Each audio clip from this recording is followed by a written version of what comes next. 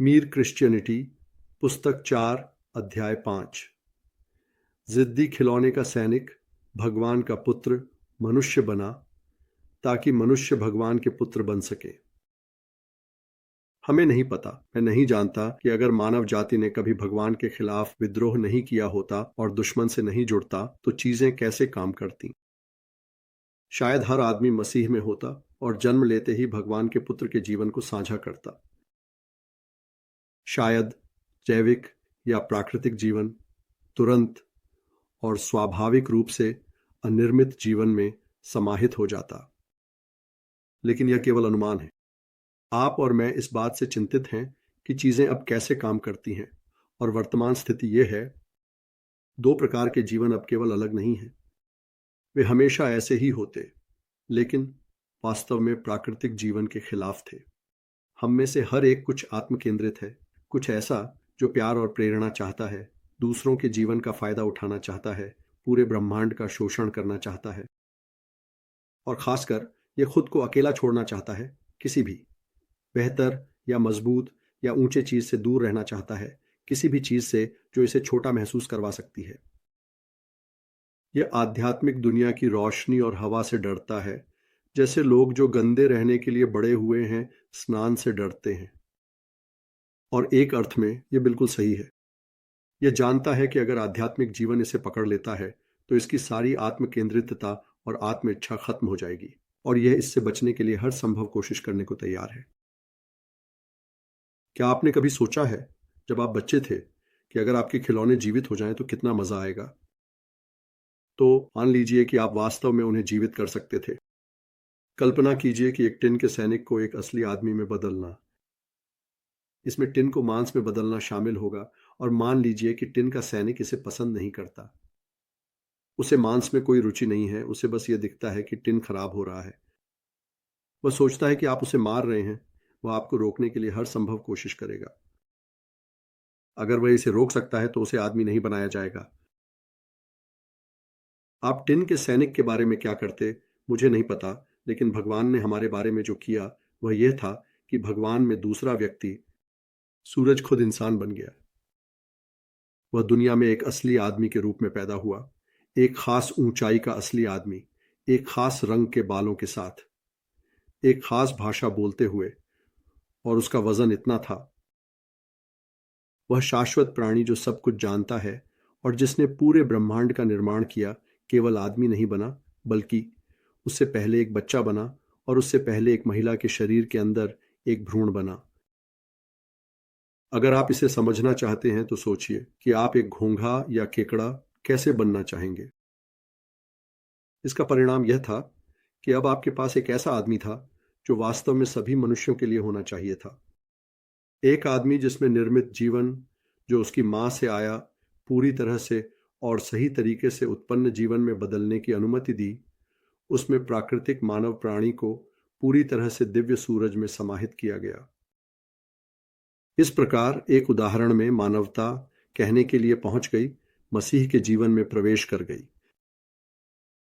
और क्योंकि हमारे लिए पूरी मुश्किल यह है कि प्राकृतिक जीवन को एक अर्थ में खत्म करना पड़ता है, उसने एक पृथ्वी पर करियर चुना जिसमें हर मोड़ पर अपनी मानव इच्छाओं को मारना शामिल था।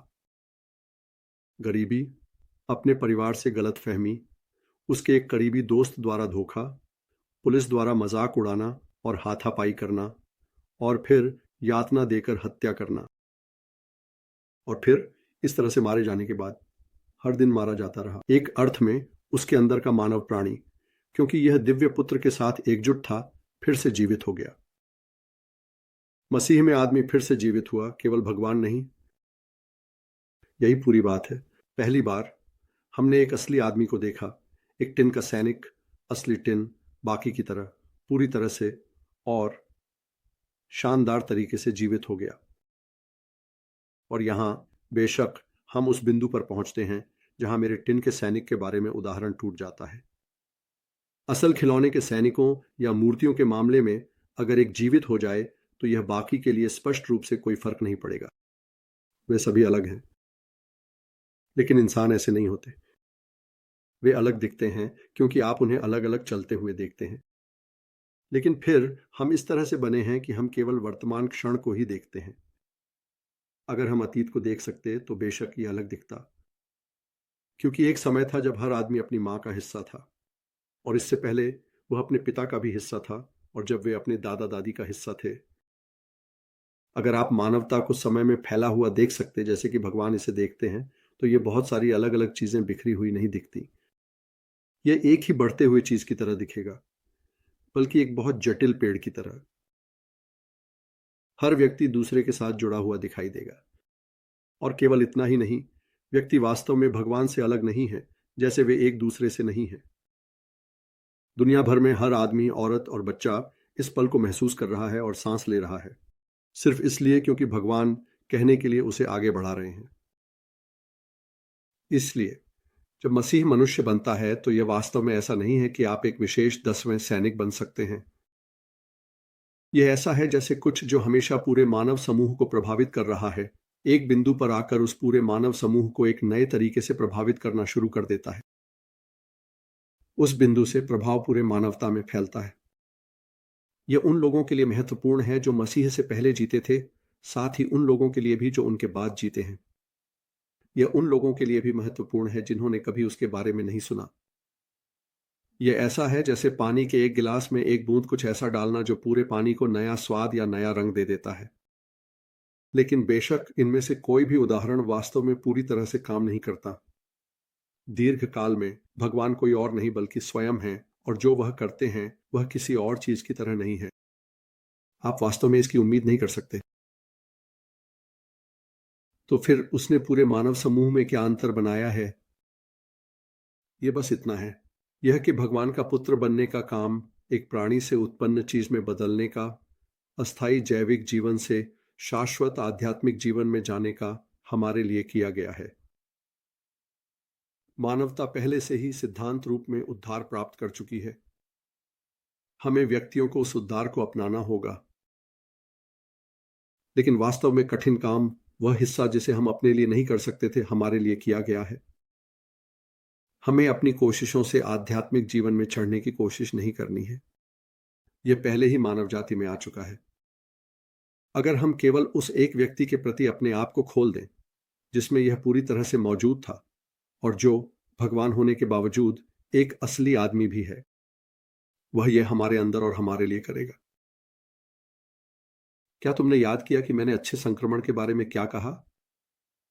हमारी अपनी जाति में से एक के पास यह नया जीवन है। अगर हम उसके करीब पहुंचते हैं तो हम यह उससे प्राप्त कर लेंगे।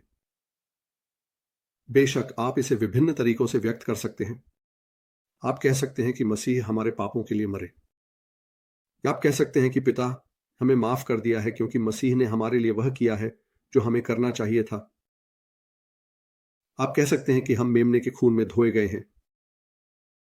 आप कह सकते हैं कि मसीह ने मृत्यु को पराजित कर दिया है। वे सभी सच हैं। अगर इनमें से कोई भी तुम्हें आकर्षित नहीं करता, इसे अकेला छोड़ दो और उस सूत्र के साथ आगे बढ़ो जो काम करता है। और जो भी तुम करो, दूसरों के साथ झगड़ा मत करो, क्योंकि वे तुम्हारे सूत्र से अलग सूत्र का उपयोग करते हैं। और हम अगले वीडियो में अध्याय 6 पढ़ेंगे। देखने के लिए बहुत धन्यवाद। मैं तुम लोगों से प्यार करता हूं। जैसा कि टिगर कहता है, अभी के लिए अलविदा।